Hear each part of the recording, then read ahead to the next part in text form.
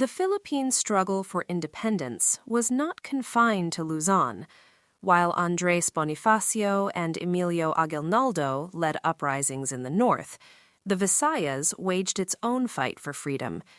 In Panay, General Martín Delgado emerged as the foremost revolutionary leader, his role as pivotal in the Visayas as Bonifacio's in Luzon.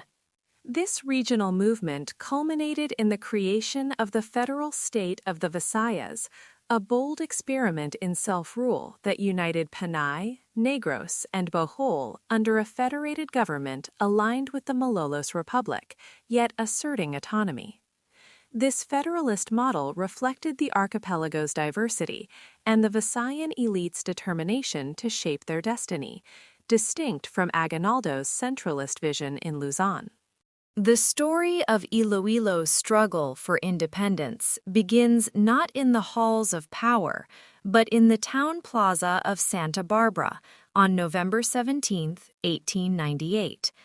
On this day, Delgado, an aristocrat-turned-revolutionary, proclaimed the Provisional Revolutionary Government of the District of Visayas and hoisted the Philippine flag, the first time it flew outside Luzon. While Bonifacio's cry of Pugad Lawin ignited Luzon, Delgado carried the flames south. The chair of the National Historical Commission of the Philippines, Mr. Emmanuel Franco Caliro, frames this Visayan cry as proof that the valiant people of Iloilo courageously rebelled against Spanish dominion, fueled by the noble pursuit of independence. Today, Delgado's equestrian statue at Iloilo Business Park stands as a reminder that the revolution was national, not regional. Born November 11, 1858, in Santa Barbara, Delgado was the son of Don Jacinto Delgado and Doña Gabriela Bermejo, prominent Spanish mestizo families. He studied at the Santa Barbara Parochial School, then the Seminario de San Vicente Ferrer in Jaro, and earned a teacher's diploma from the Ateneo Municipal de Manila. Returning home, he taught briefly before entering local governance as Teniente Mayor, later Capitan Municipal and Juez de Paz. His Principalia ties and administrative experience positioned him as a natural leader when revolution stirred. In mid-1898, after Spain's crushing defeat at Manila Bay, the colonial government was forced to relocate its capital from Manila to Iloilo, the last Spanish stronghold in the archipelago. Governor General Diego de los Rios believed the Ilonggos would remain loyal, even appointing Delgado to lead the Volunteeros in Santa Barbara. But Delgado's allegiance lay with his countrymen. On October 28, 1898, he seized the municipal building, sparking uprisings across Iloilo. Within weeks, Spanish control collapsed outside Iloilo City. Historian José Nereo Lujan calls this moment the day when the revolutionary government of the Visayas was organized and formally inaugurated in Santa Barbara, with Martín Delgado as leader. Santa Barbara became the cradle of the revolution in the Visayas, a title it proudly bears today. Behind the ceremony was a daring mission. The flag, patterned after Aguinaldo's in Cahuite, was smuggled from Jaro by Patrocinio Gamboa and Honorio Solinap, who staged a fake marital quarrel to bluff past Spanish checkpoints. Their ingenuity ensured the symbol of freedom arrived in time for the historic cry. Soon after, Visayan leaders formalized autonomy through the federal state of the Visayas, aligning Panay, Negros, and Bohol with the Malolos Republic, while asserting regional self-rule, a federalist experiment reflecting the archipelago's diversity and Visayan pride. By December 24-25, 1898, Diego de los Rios, Spain's last governor-general, surrendered Iloilo to Visayan forces. Journalist Amando Doranila observed, It was an act that humiliated Aguinaldo and legitimized the formative Federal Republic of the Visayas led by General Martín Delgado.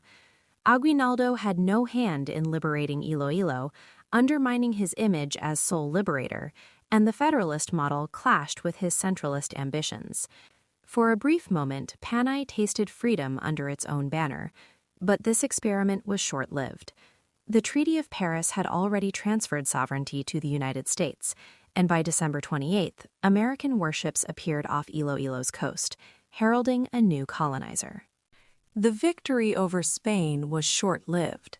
On December 28, 1898, U.S. forces under General Marcus Miller landed in Iloilo. When they attacked on February 11, 1899, Delgado and his troops resisted fiercely, then burned much of the city to deny resources to the invaders. U.S. naval records admit the conflict was brutal on both sides.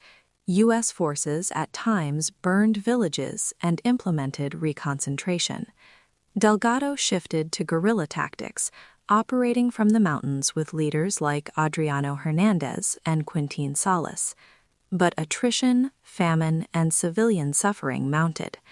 On February 2, 1901, Delgado surrendered in Jaro with 30 officers and 140 men.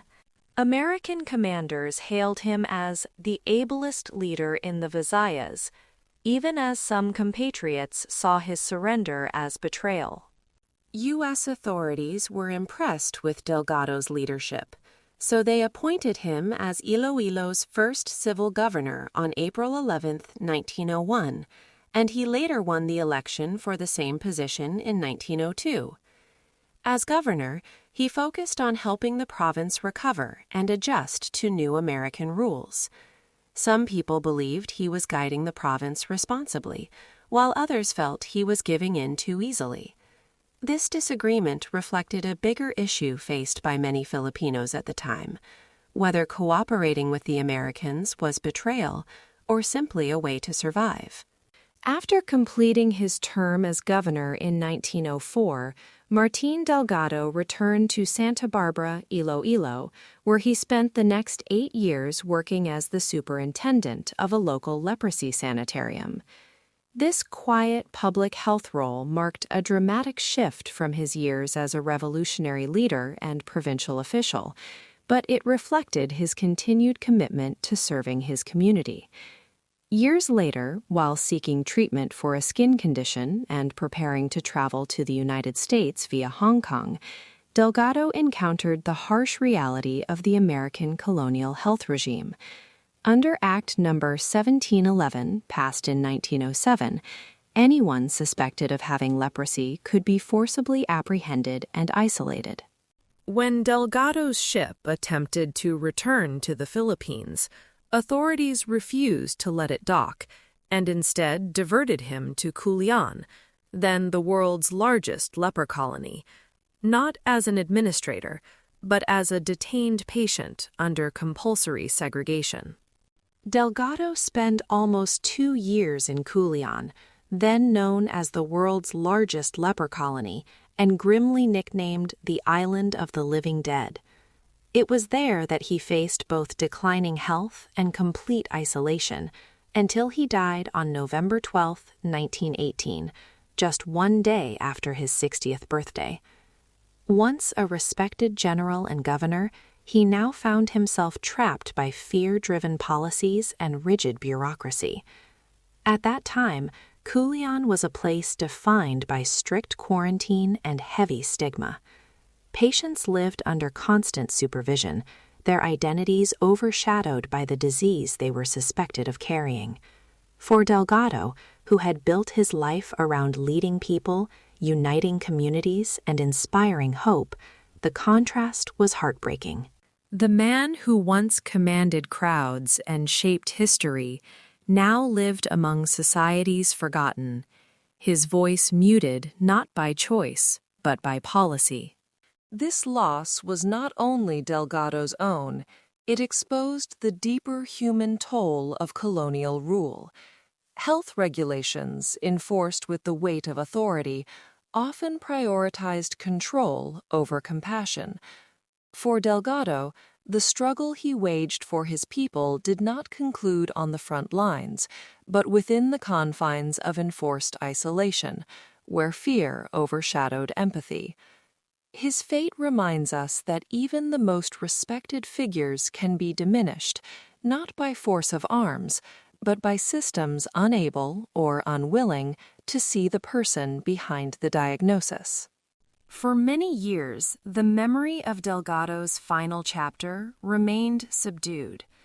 Today, however, Santa Barbara celebrates his courage through the Kahilwayan Festival, and a towering bronze monument at Iloilo Business Park honors his leadership and legacy. Yet beyond these public tributes lies a more complex truth. Delgado's life stands at the intersection of victory and vulnerability, liberation and limitation, a story of a man who helped shape history, only to be caught in the harsh currents of the era he survived. Martín Delgado's story is not a simple arc of heroism. It is a tapestry of courage, compromise, and irony, from raising the flag of independence to dying in enforced exile. His life reminds us that revolutions are not only won in cries and battles, but tested in aftermaths, and that even heroes bear scars alongside laurels. Martín Delgado fought for freedom and independence, yet he never had the chance to enjoy the future he helped secure, spending his final years in isolation. His story invites us to ask, what is the real cost of freedom? And in an age when many of us live with rights he could only dream of, how do we honor that privilege? Share your reflections below. And if you know other overlooked heroes, people whose sacrifices shaped our history, but whose names are rarely told, add their stories. Together, let's keep their memory alive.